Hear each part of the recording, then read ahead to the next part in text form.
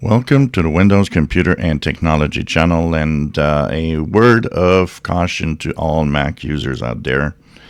A lot of people think that Mac computers cannot get viruses, malware, or, are impossible to infect, which is far from being the case. And actually, as the Mac market share numbers have grown somewhat, also the malware and the possibility of malware is growing.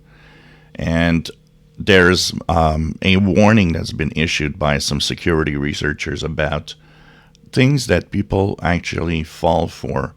They fall for on Windows, they'll fall for on a Mac computer too.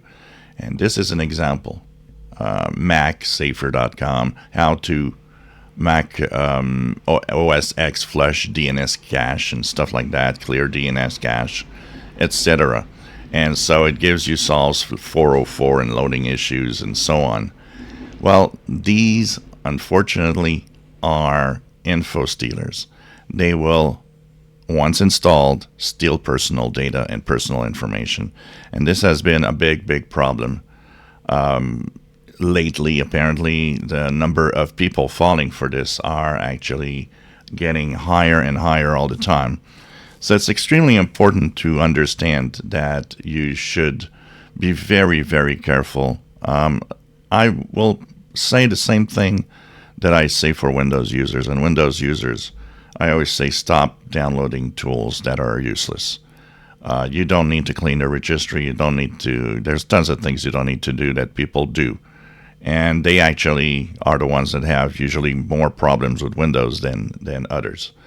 Well, same is true for a Mac computer. You don't need extra tools. You don't need to download any of these tools. It is the way it is. So be careful. Tell everybody not to fall for these things. It is very important that you don't download these fake tools that actually steal more data than anything else. If you enjoy my videos, please subscribe, give us thumbs up. Thank you for watching.